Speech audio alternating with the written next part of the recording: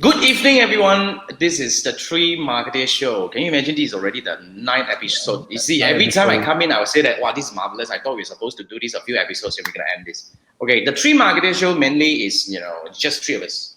Sometimes we have guests, sometimes we don't, but most of the time you will see three of us. So let me do a quick introduction about our so-called our co-hosts here. I'm your host Jason, and we have Manfred as our co-host. Manfred is from Singapore. He's a digital marketer, and in his past life he's a programmer. And then on the other hand, we have Andrew. Andrew is a very seasoned digital marketer, and he actually salesperson, and he did a lot of things in the past 30 years. He has accumulated very crazy experience, and he's really here to share how can he help you to really turn your business digital. I mean, to digitalize your business in a very meaningful way.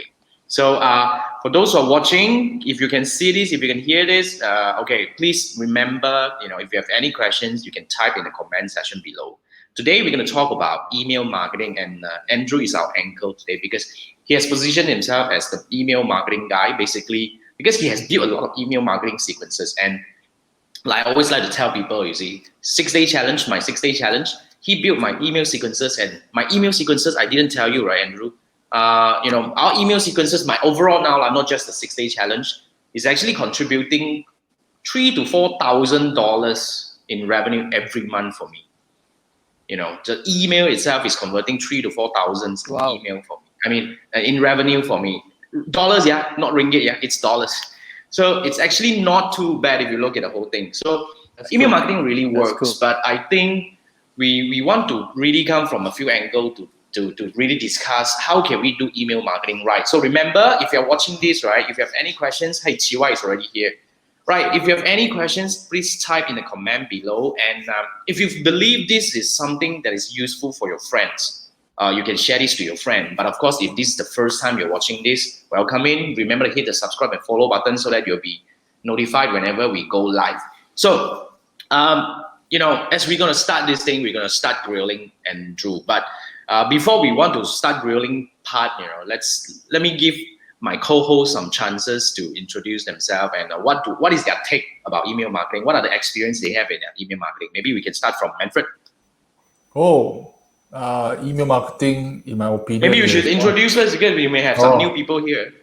Okay, for those who still don't know me, I'm Manfred here from Singapore. I spend more time on Facebook marketing, but that doesn't mean that I doesn't touch other digital marketing. Email marketing is, if you read the Russell Brunson's book, he did mention that this guy, he went for some TV contest and supposed to get more leads come in. So during his TV host period, if he have collected a lot of emails, he can send emails out to reach people. That will be a very powerful tool. But unfortunately, that TV host didn't collect emails.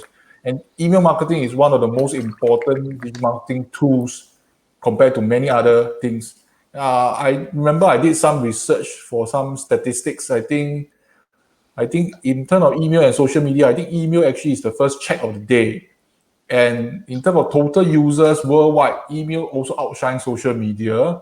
Conversion rate also outshines social media, 6% to 1.9%. In terms of click-through rate, also better than social media. And in terms of ROI, is insane. And there's a lot of digital marketing experts swear by email marketing. But doing it well is a different story. Let's leave it to Andrew to take over. So yeah, thanks Manfred. Thanks. I think these are good insights, but of course, basically, I want to actually pass it. I want to hear it from Andrew himself. What is your take about email marketing? What do you think? Why is this important to a lot of businesses out there? You gotta hand it to Manfred. He's our research expert, man. Next time if I want any data, I'm gonna say Manfred, go and find us some information. Email is definitely important. I mean, like Manfred mentioned, half of the population has an email account, and these are active email accounts. So if you look at conversion rates, I think Manfred has mentioned it. You see, generally in traffic, there are three types of traffic. Okay, one is traffic that you control. So what does it mean is basically, for example, if you want to target a certain group of people, for example, those are basically you run ads, right? So you have certain audiences and all those things. there are also traffic that you do not control. So if you run blogs and all those things, you're dependent on SEO. You're dependent on Google search. But traffic that you own is primarily your email list. Because once you have this email list, you can practically send any emails to anyone as long as you send them clearly at any one time, And 60% of consumers basically have indicated that they bought something because of an email that they received. So that's huge. So in terms of email, obviously in the digital marketing mix, you will have traffic, which is Facebook and all those things. The email should be a part and parcel of the consideration when you do your digital marketing, because that's where you do follow-ups. I mean, for example, you look at it in email. When you sign up for a social media account, what do you use to sign up? It's your email. When you buy something online or when you do a transaction online, where do you receive your receipts? Either it's post, which is now no longer happen. It's basically from your email, your utility bills. It's email. You want to do your tax return, same thing. They will send you email confirmation. You forgot your password to your social media. What do? Email. So email is already this year 49 years old. And social media, since Facebook, if you use Facebook as a reference point, is about 14 years. So it's, but then again, it is still a critical part of digital marketing and important in this case. Yep. So I think at the end of the day, a lot of people still, like the other day I was having a discussion with one of my coaches the other day. He actually raised this question to me, which I actually use whatever you share with me to share with him. But yet again, although we know that this email is still part of us, it's still kind of like part of our life. But how do we start? Like eventually, how do we really start email marketing? What is the most important thing we should have in order to start email marketing, Andrew?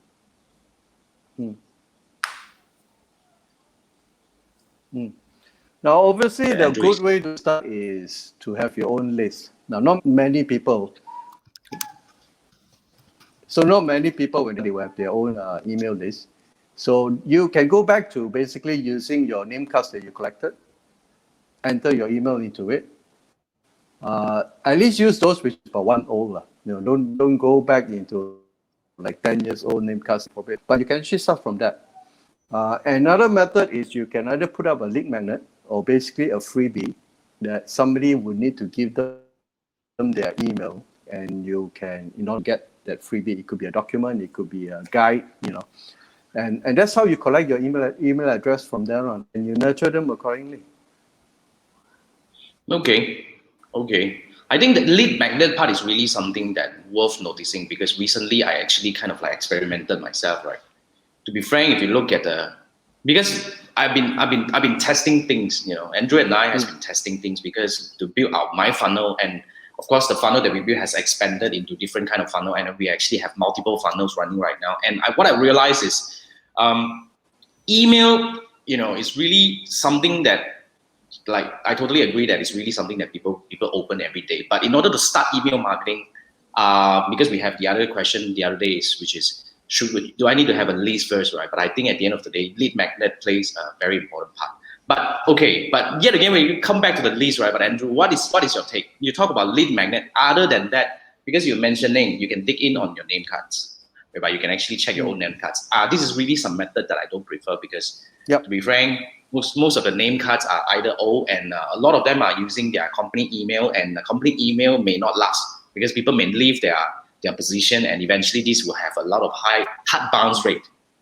Okay, so this is one of the things. Now we also talk about using lead magnet, but what are good lead magnet examples? Can you actually give us some? We are still at this topic of how to build email lists. In your opinion, what are the good methods? Or probably if you want to talk about lead magnet, what are the lead magnet examples that you can give to us to probably kickstart this thing? Yeah. Okay, let me. This is from personal experience. That when I was working with my former company, we wanted to create a lead magnet, and my colleague went ahead with a 21-page guide on Wow. the technical solution. That We must didn't be get any leads. very good. Okay. I know. We didn't get any leads. So what we did is eventually we then went ahead and created a single pager, a checklist. And that one actually got us lead. So to summarize, basically, there are things that you need to do when you do your lead magnets. Number one is it needs to address a very specific problem. Okay. Number two, this thing must be, when you do the link magnet, you don't have to tell them 20 other things. You address one particular solution, you address one particular problem, and then you basically give them that solution. And you want to give them a quick win. That means if I download that lead magnet, I should be able to implement it immediately. Now, if I can do that, okay, it actually automatically builds that trust with you. And what happens is the next time when you follow up with an email, I know that this person has helped me before. It doesn't have to be a very big kind of win. A simple thing that they have thought of, and it could just solve their problem just like that. And that's the type of link that works. So you don't need a 21 pager. A single pager, maximum 2, is good enough already. Okay. What about courses? What about short lessons? What are the other things other than this pager thing? Because you see, I have another argument because, to be frank, based on my personal experience, I think a couple of years ago, I started to build a little bit of a lead magnet because back then I was so noob, about the funnel building and all that shit, right?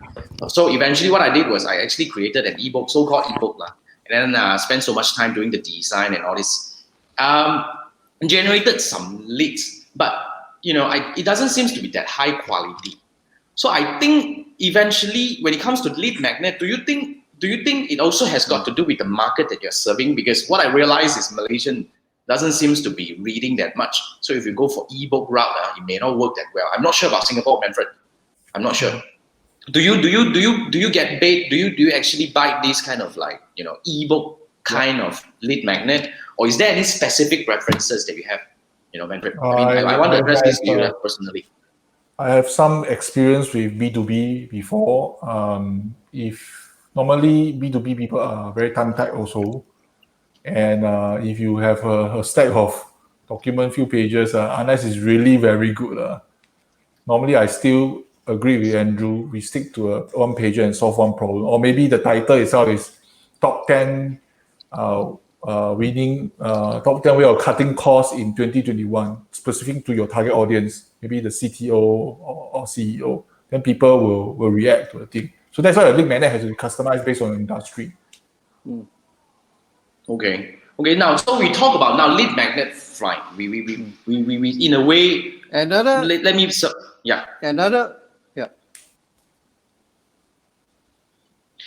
For the record, let me interrupt a little bit, right? For those who are watching Jason, this, please you have to excuses because you had. Yeah, let me finish this, Andrew, because I want to inform the audience a little bit about the situation that we are facing right now. I think Andrew is having a bit delay. I think it's about 2 to 3 seconds delay. This is really about, just like when you're watching the TV news, then our friend, broadcasting from some stormy weather out there, they're having this little bit of delay. I think we're working on this right now. So, so when we ask the question, Andrew may take a while, maybe like 2 seconds for him to receive, and then he will actually respond to that. So bear with us a little bit about, different kind of rhythm and tempo over here. But Andrew, back to you. What were you talking about just now? You were trying to say something.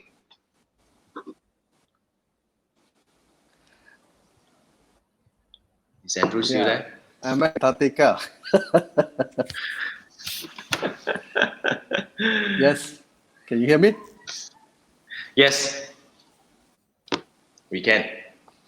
Gotta get used to the delay. Okay. Now remember, a week ago you actually posted something on Facebook about can tourism industry continue to advertise? I did. You go on. Yes, I did. Yeah. See, another way is if you don't want to do link magnet, yeah. So if you do if you don't want to do a link magnet, for example, what if, for example, you advertise and says, if the MCO was over tomorrow, what are the countries you want to visit, or what are the continents you want to visit, right? And you give them the choice of A, Europe, 2, Asia, maybe the C is going to be Americas, and D, I would prefer to continue work at home. No link magnets. Now, what happens is this. If they answer this, you tell them, you promise them, you give them daily summary of the countries that they selected, about the places that they can go. It could be linked to other websites. It could be linked to other travel sites, but you are basically collecting information on their behalf. So you don't have to do any link magnets. You're basically leveraging on other people's content. Now, what happens after that? Now, because somebody who has selected Asia, you're going to give them Asia content, right? So if I'm a tour agent, I have an inventory of Asian. I'm going to list those things down. It could be a simple email, or it could be links. And if same thing with Europe, Americas, you do the same. Now, what happened to the fourth category?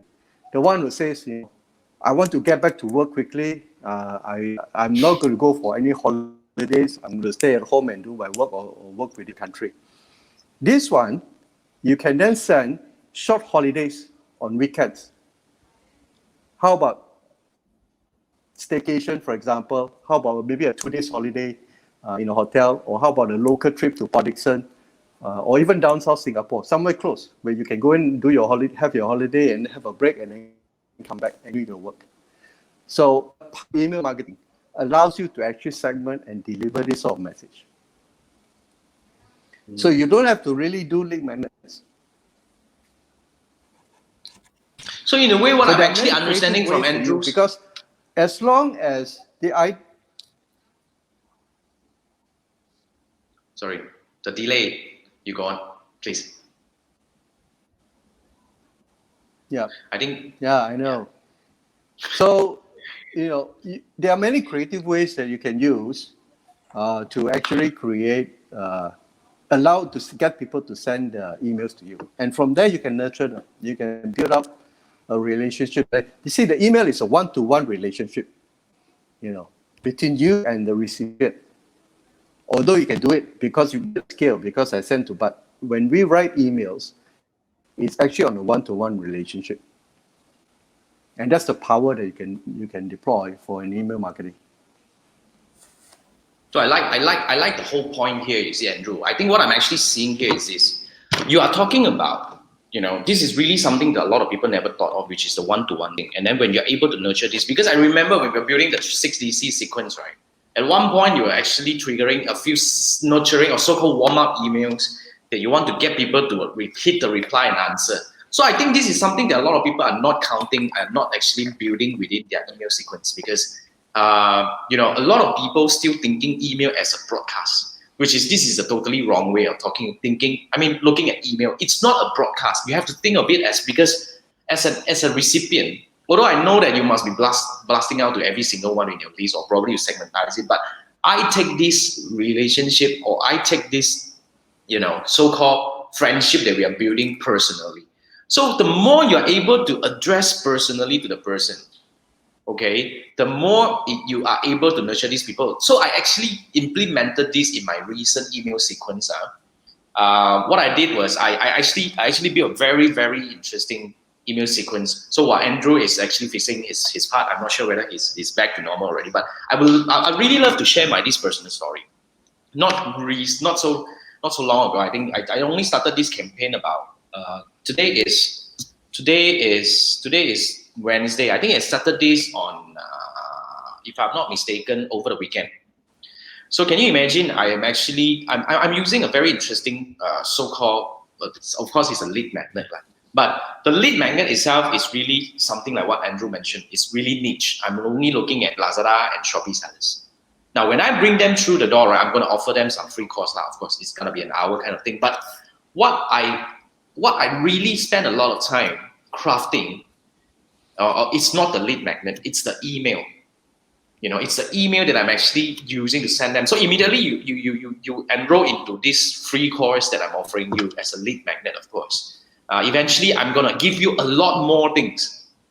And then in between the things that I'm offering to you, I try to set myself to write the emails in a way that I'm, as if I'm writing an email to a friend, as if I'm writing an email to a student. So the way I write this, right, people can feel it. Can you imagine I actually generated, on the front end, it's really beautiful. I think my cost per lead is less than a bloody ringgit.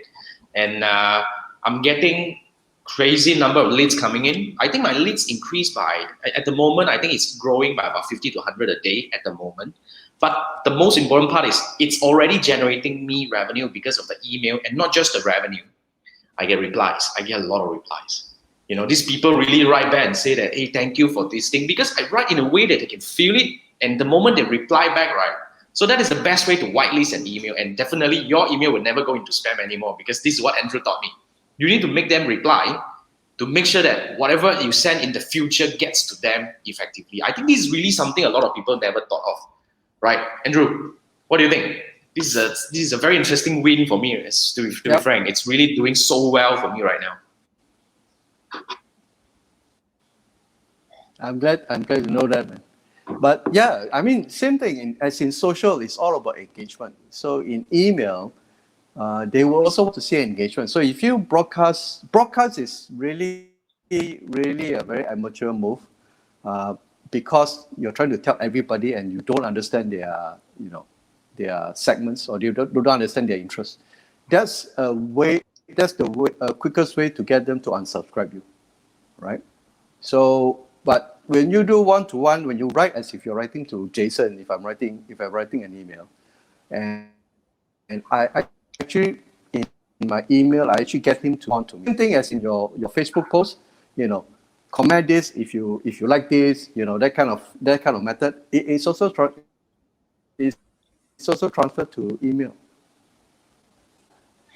So what Andrew is saying, the way I understand is this, a lot of people, other than what I mentioned just now, when you're writing an email, you're thinking from the broadcasting way, which is like an advertising way, instead of the personal relationship building way. So that's the first mistake a lot of people are making. The second mistake that a lot of people are making is, a lot of times when people are writing email, they are not writing email with an intention, which is the whole email lacks call to action. You're not really telling them what you want them to do. I think that's one big mistake that a lot of so-called digital marketers are doing when it comes to email broadcasting. I really learned this tremendously recently with Andrew's help anyway. But let me dig deeper, because the next question that we have here is this, Andrew. You can take your time to read this. I wanted to talk about how do we optimize to get the better open rate and click-through rate. So other than what we mentioned just now, one of the methods that we use, tested and proven working, is to write the email in a way that is personalized, and you really appear directly to the person, write in a way that they will feel connected to you, which if you get replies means it's working. I will assume that way. And if you get clicks and it's working. But other than this method, of course, the other way that we discussed just now is to write email with strong and solid, clear call to action. That's the second thing that we have right now, right? So other than these two, Andrew, I want to grill you a little bit. Can you actually share with us any one or two more techniques or tactics to increase the open rate and the click-through rate for your email marketing? I don't mind to wait. When you catch this, you can start talking. Sure. Let me start with a simple statistics. 47% of people actually look at the subject lines before they open the email. So your subject lines is extremely important, right?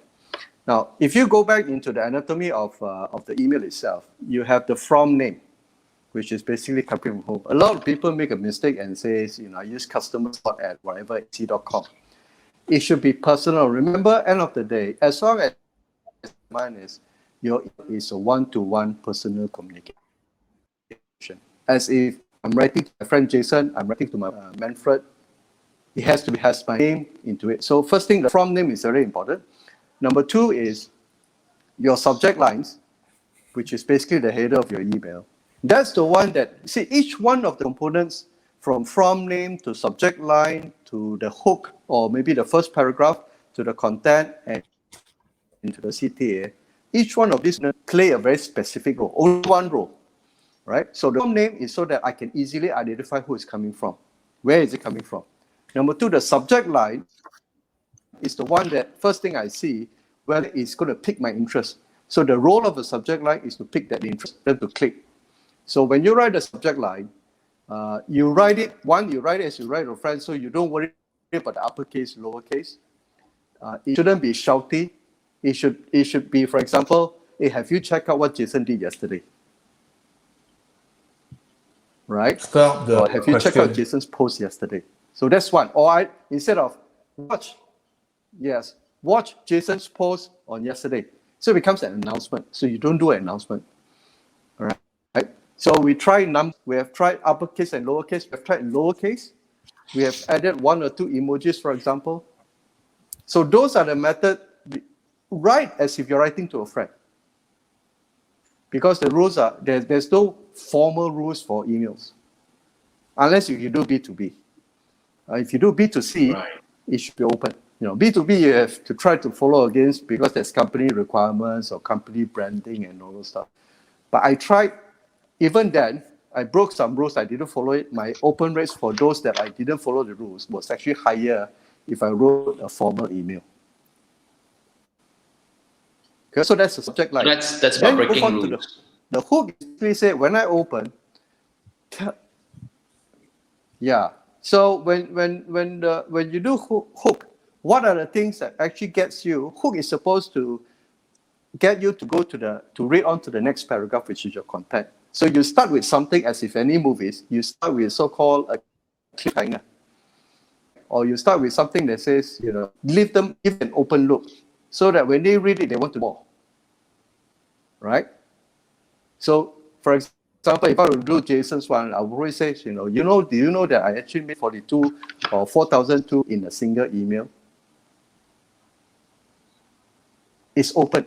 So it's like, okay, what's next? So you want to read the rest of the content. So the content itself is to help you build the desire. So if Jason is selling a course, he's going to use that in the form of a story. He's going to use that in the form of a step. He's going to use that in the form of benefits when they sign up. And finally, you have the CTA. So each one of these components of the email actually play one particular role. And your CTA, there's only one CTA. Okay. So you don't, and then the rest is basically either send them to the sales page. So that's how you actually get your open rates and CTR. And you're right, Jason. If you have not clear exactly what the users do, they don't know what to do. They are not going to click. And you know what? They're going to say you freaking waste my time by sending an email which is not very clear. Tell me what I want to do quickly. I'm busy. Just tell me what I want to hear. Tell me what I need to do, and that's it. Yeah.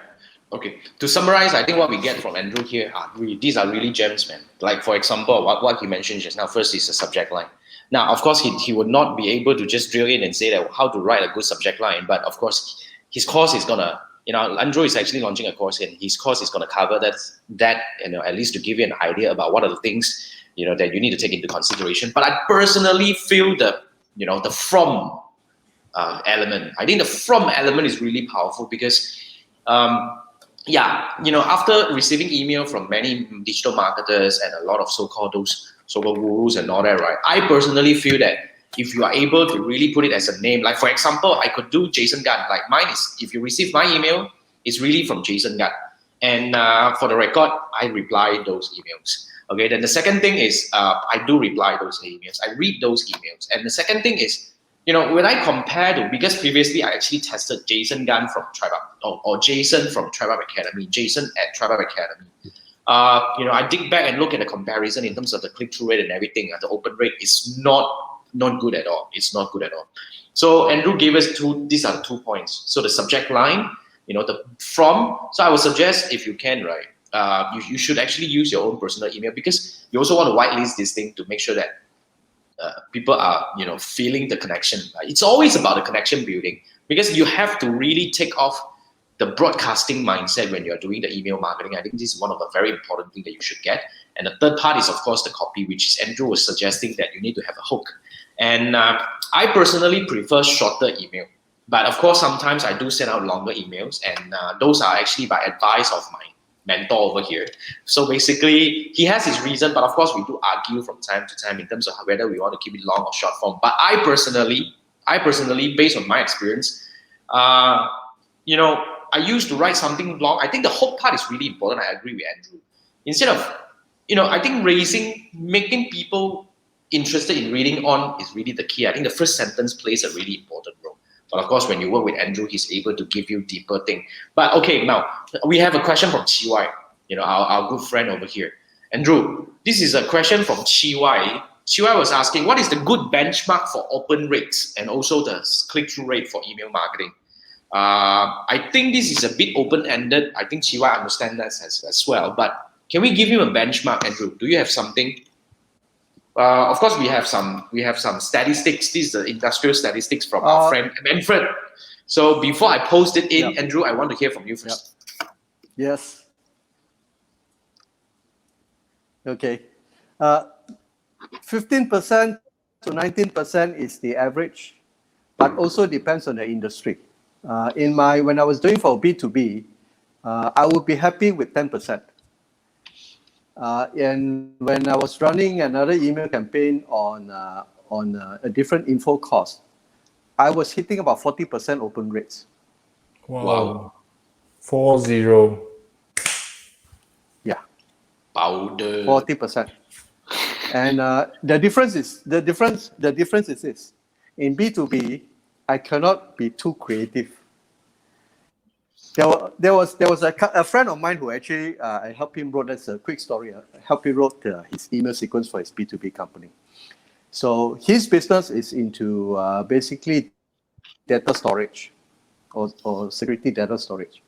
So I suggested at that point there was Avengers Endgame, right? So you had all the hype. So I suggested an email header subject line that says, what if the tunnel snap wiped out all your data?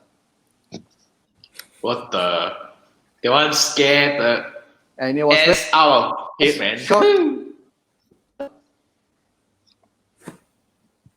Correct. Yeah, but yeah. it was that's how you don't have to be what you call those street to be too clickbaiting, but the balance is to write it enough that to get them to see what will happen after that. You see. Unfortunately, the company didn't want to run it because they were not comfortable with it. So my experience is between 15 to 30%, depending on the industries you're doing it. That's why I break all kind of rules. But 30% would be a good open rate. Click-through rate, you're looking at about 3. Like I mentioned, he's talking about 6%. 6% is conversion rate. So 3%, yes, depending on the offer. Then that one would depend on the offer as well. The add-on question, Andrew. I mean, when you talk about 15 to 25% and the click-through rate of 2.5%, does the list size affect the ratio, the percentage? Let's say, is this applicable to certain list size or it's applicable to all list size?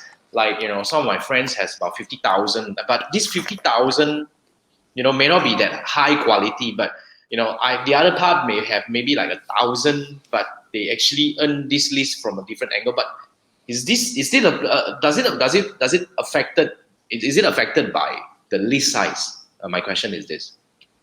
But thanks GY for the question. If you guys have any questions regarding email marketing, we have our mentor here. He is actually the guy who teach me a lot about my email marketing part, and my email marketing is really working so well for my company right now. So if you really want to do email marketing in a different way, Andrew is the right guy. But now, he charge whatever it is. But for now, when he's here answering questions, he's obligated to answer this question because he's on my show, right? So ask these questions when you have them about email marketing. Okay. So Andrew would actually drill on. But Andrew, based on my question, does the list size affect the click-through rate and the open rate? Over to you. The answer should be the list quality, not the list size. I think I like that. For example, if you, there was a case I was doing a part of my beta client, one of the participants for my beta client program. He has about 10,000 email list, and I was trying to onboard him into one email service provider. According to him, the email list that he has, the 10,000, was actually from people who sign up as members. Okay. Okay.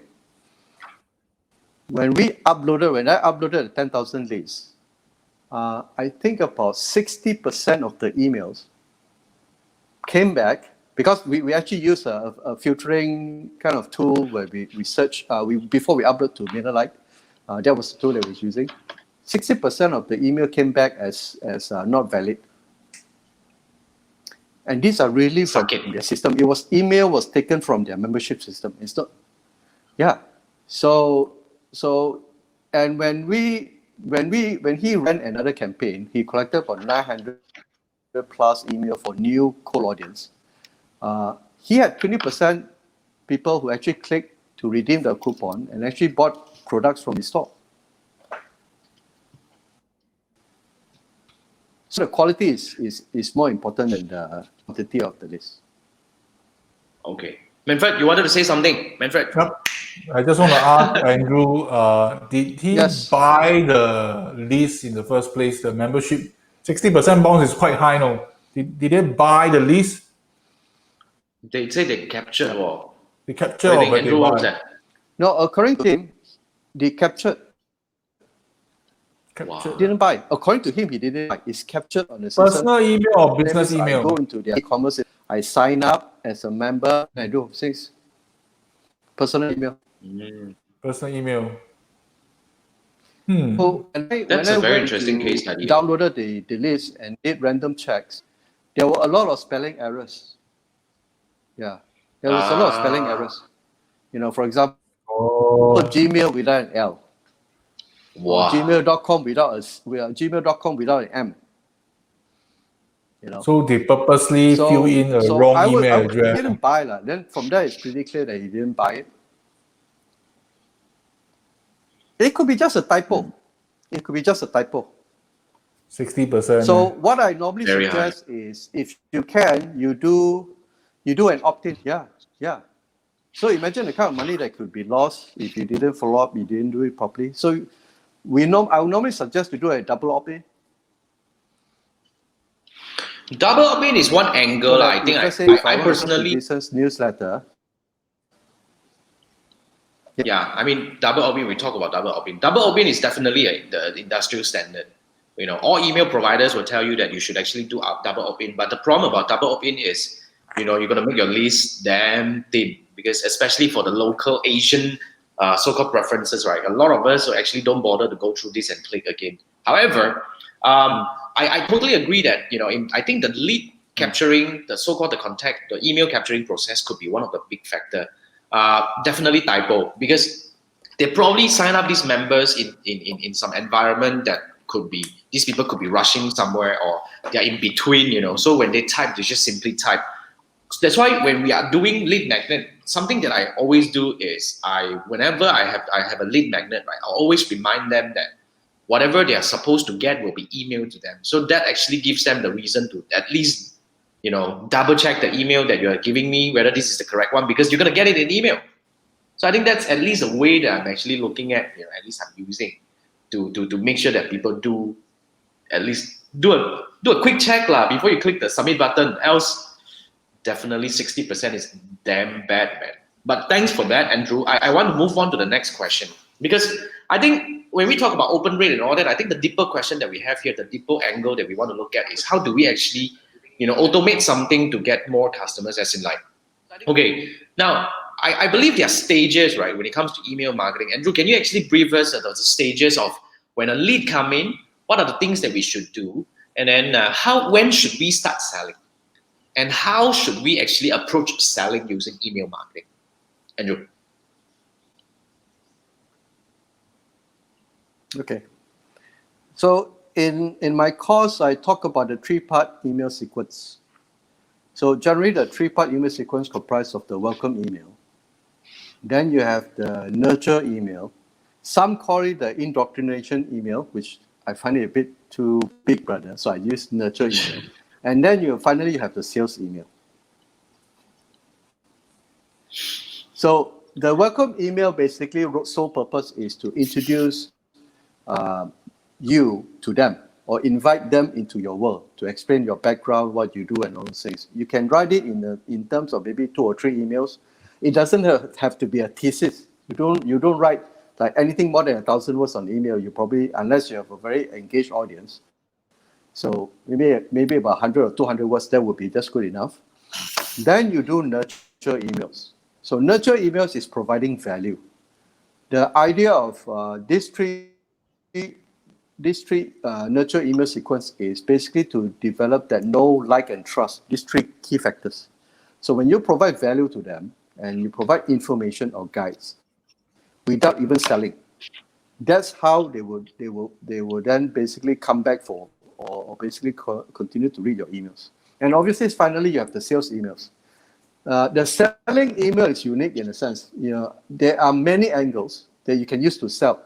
I actually introduced 6 angles that you could use to sell a single same product. I have 6 different ways of writing and selling email to sell one product. I think, Jason, when we tried with your 6DC, we actually had we deployed about 3 different methods of selling it. Yep. So you tested a few things. So these are the methods. Yeah, these are the methods that you could use. Basically, your welcome, your nurture, and your sell. So to answer your questions, on average is you do at least 3 or 4 nurture emails before you send a selling email. Okay, and that also depends on how hot your audience are, anyways. Yes, Manfred. This reminds me of dating. So hello, my name is Manfred. Then the nurture is nurture. Oh, you like this rose? You like this chocolate? You like this dress? Then finally, I give you my ring. Will you marry me? Correct. I think in a way, yes, but you make it too romantic already. I thought you're supposed to be a scholar, then tiba-tiba you become a Romeo. Come on, man. Correct. You meet up with I person agree. you meet up with person in the bar. First of all, hi, my name is Manfred. The onboarding. Then you want to build nurture, ma. This is the chocolate. This is the rose. This is the dress. This is the treat. Yeah. Finally, the sales letter. This is my ring. Will you marry me? Correct. I totally agree with that. I want to chip in a bit from my angle because what I'm actually experimenting, okay, what I'm actually experimenting with this current exercise that I'm doing right now is I put a so-called a nurturing sequence. This is a welcome email, right? This is actually once they come in, we will have a series of 7 emails following them. All right, so this is what I'm actually having right now.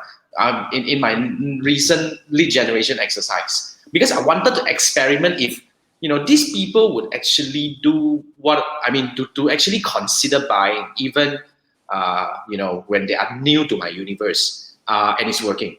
What I did was 7 email sequence. Immediately once they go through the door, right? Immediately they sign up for the free training, which is a free 1.5 hour course. Okay, then they have 7 emails coming in, and out of the 7 emails, 3 of them are sales emails. I was doing a crazy experiment. Like why Andrew say you gotta break the rules, man? Who say the welcome email cannot sell? Okay, so what I did was I wanted to see if I'm able to actually break even or even make money with my lead generation exercise, and it's working. And at the same time, it's also helping me to get my other areas growth. My Facebook group is growing. My YouTube subscriber is growing. It's kind of a way because. Remember, Andrew, the other day we were talking about I'm planning another program, which I want to see if there is any way, okay, to make money from the very beginning. Because to be frank, the angle of looking into this is a lot of people don't have the patience, and a lot of people don't have the so-called the stamina or even runway to wait maybe like 6 months, 9 months, or even a year down the road to make the whole thing work. You see, that's why if we are able to find a way that actually can make this thing work, but of course. what makes this thing work is actually the product that we are selling has to be a total no-brainer. So that is also part of the equation that we need to plan in.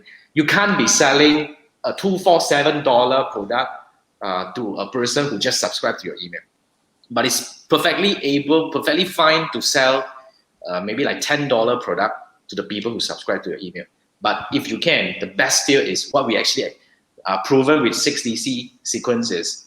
We are able to get people to pay us to be part of our universe, to subscribe to our email, to come into our list. So that is another thing. I think what I wanted to bring up, the reason why I want to bring this up to share with everyone here is, to be frank, sometimes you just have to break away a little bit. But of course, I'm not saying that you want to break away the fundamental. The fundamental are really important. That's why you need to work with people like Andrew, or even to buy his course over here. But the thing is, when you are in your own scenario, for whatever things that you're doing, because you are unique, of course, Andrew is going to give you all the things that he can. But when you are considering your own product offering, right, you sometimes should actually break away from those, what do we call, norms, and try to see if there is anything that you can do. Okay, so yeah, now let's bring it to the next question, Andrew. I want to see, this is a very interesting question. We just discussed about this just now. Do you really need a list to start email marketing? Is there any way to start email marketing without a list, or is there any consideration on this?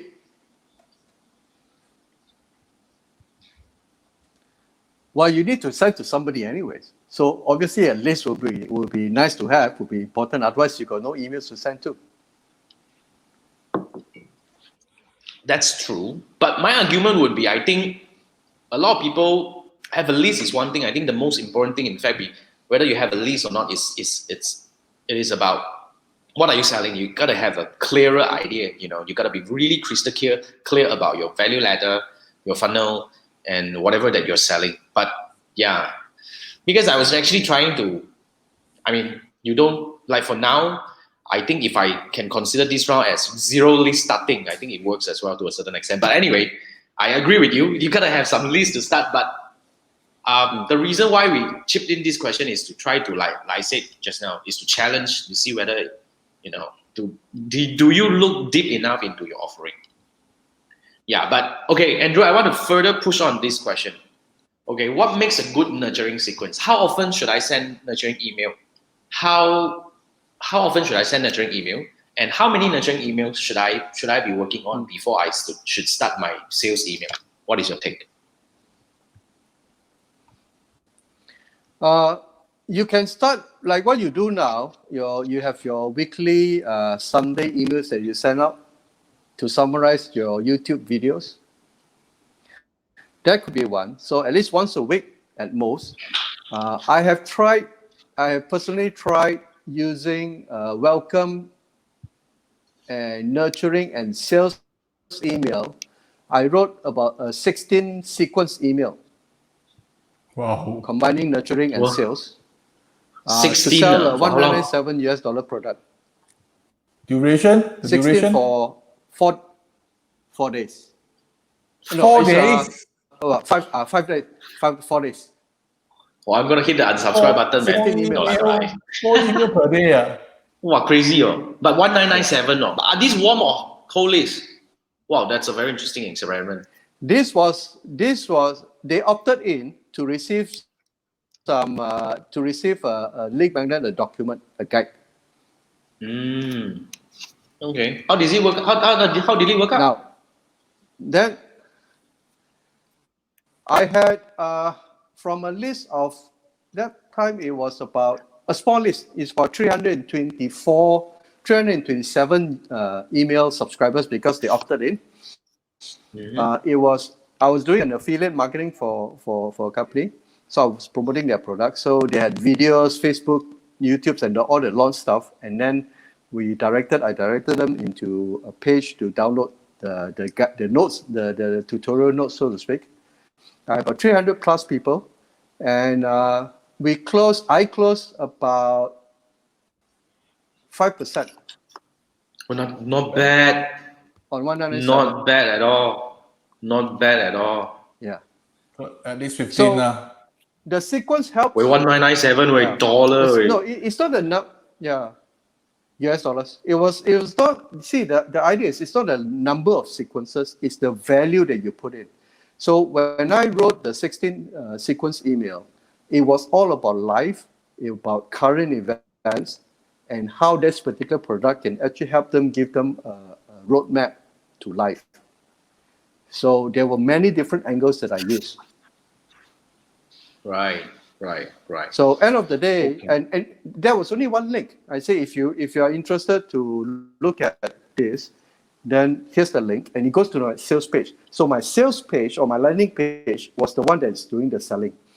The email was actually get them to read, pre-frame their mindset before they go to the sales page. Because once they are ready to go to the sales page, the selling is almost effortless. So I was using email to pre-frame their mindset because I was selling something that's unique to a lot of people who are new to this particular subject. I really like the word that you use pre-frame, actually to warm them up. Yeah. So for anyone who wants to learn this, I think, okay, Andrew, can I post the link already about your course? Let me post the link of your course first. But to be frank, the course is one thing.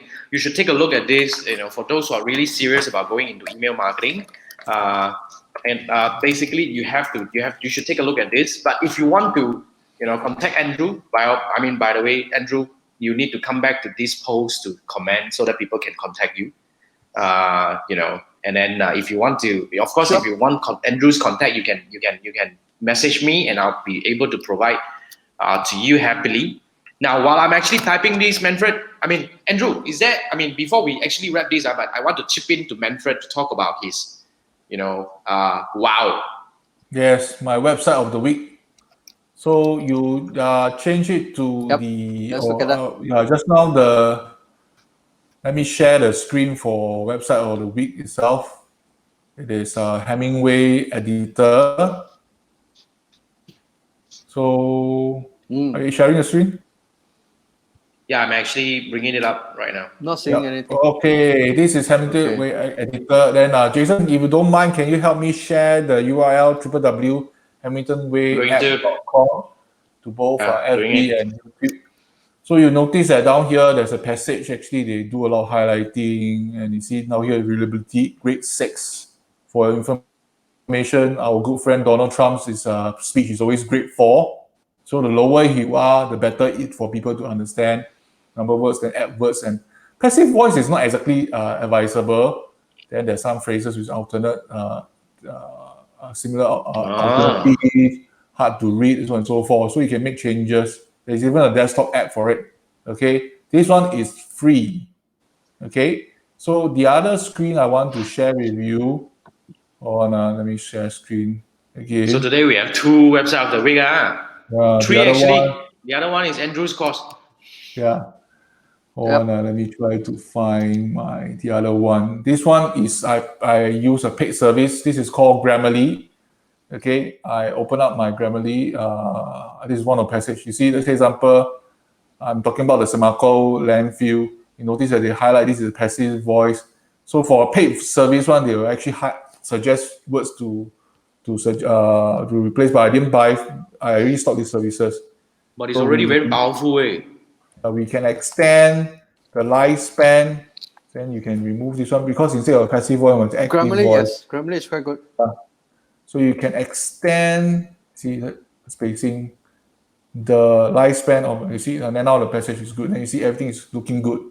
So Grammarly is one good choice. And Grammarly, I also use it for my usual WhatsApp message. They come out with a suggestion. A lot of people are using Grammarly. So both tools. So you can actually, Jason will actually share both the links out, Grammarly Grammarly and this Hamilton Way. And that's all for today for website of the week. Thank you so much, Manfred. You're always the reliable knowledge bank. Any questions, any topic you want to actually go specifically, right? You have to. Thank you, man. Whoever who needs. Now, another thing add on, whoever who needs a good researcher, I think you should really consider Manfred. This guy I tell you, you throw him any bloody topic, he can actually come up with a lot of things for you to actually chill and all that, right? Dig deep, man, this guy. Okay, Andrew, back to the topic that we are at right now, right? Now, can you give us a summary about email marketing? Why should you do it? How to do it right? And how can you help them do this right?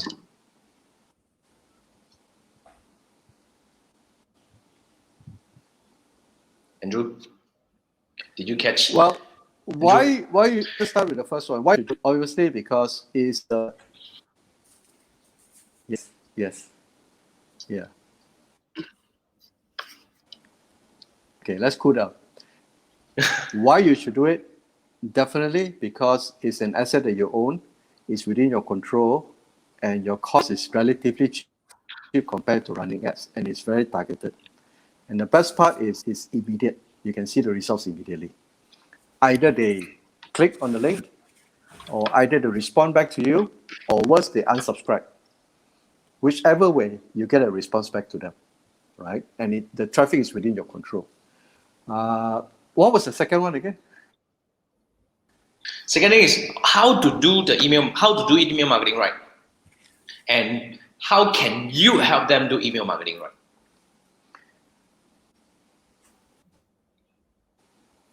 Okay. At the most basic, and that's where I started, like we mentioned earlier, write emails as if writing to your friend. And Manfred has shown the Hemingway app. Your email does not have to be very technical.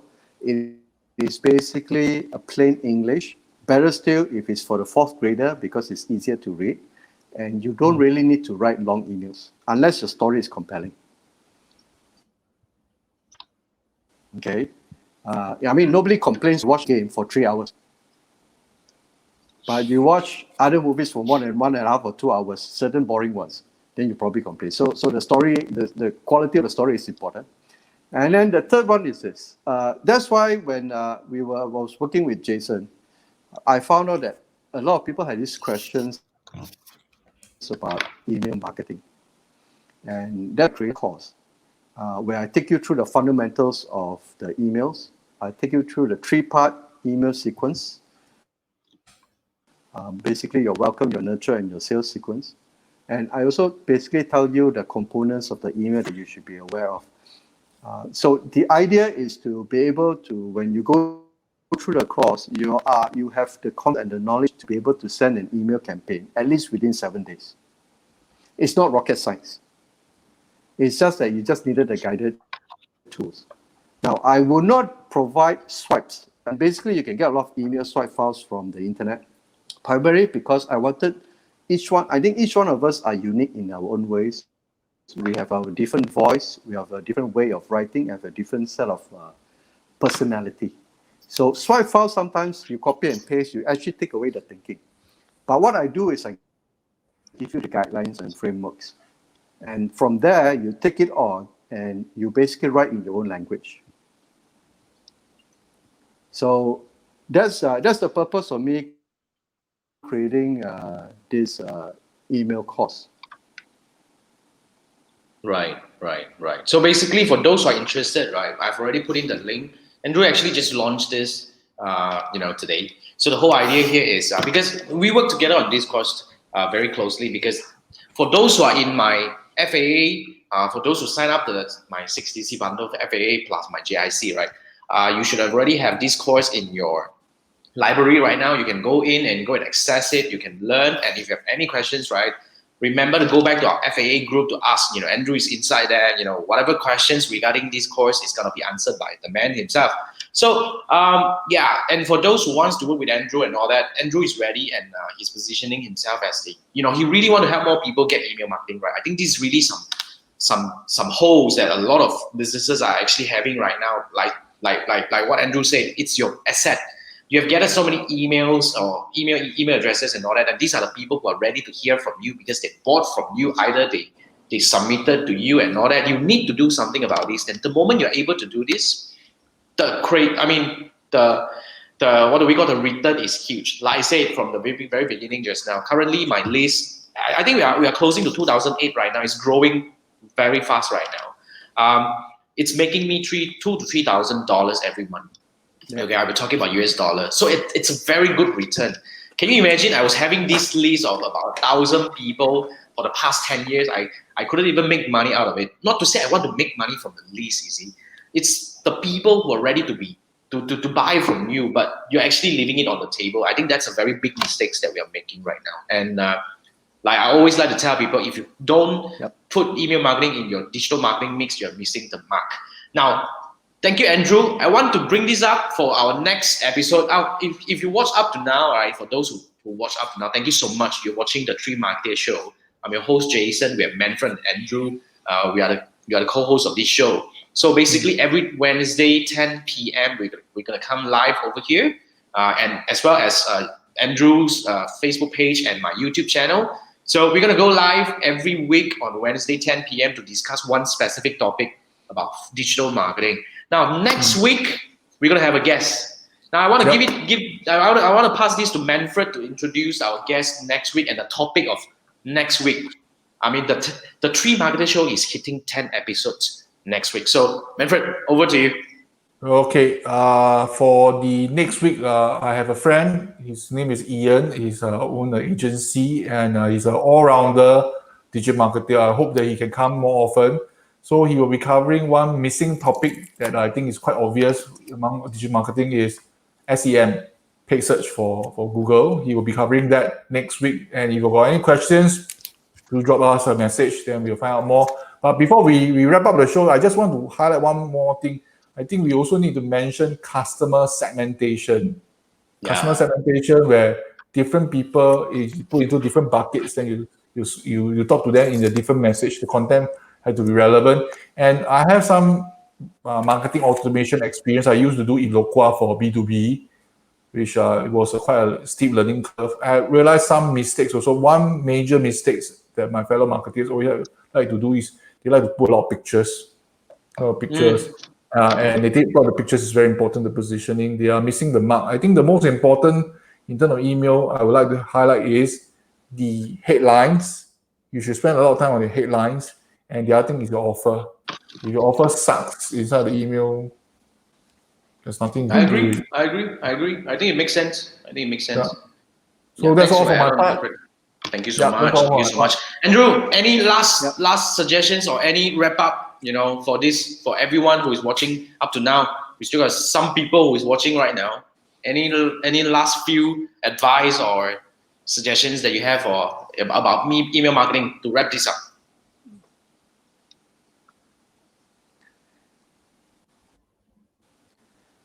Don't worry about the technicalities of email. Start sending your emails now because it is far cheaper than placing ads on Facebook. It's far cheaper than placing ads on Google search. And it's available to you. And like Jason mentioned, they already know you, right? You can either learn from my class on writing the nuances of emails, or you can basically watch how other people write their emails, and then you basically just copy the guidelines from there. But start doing it because it's important now to get your message out to the people who already given your email address, and they deserve some respect from you. Right.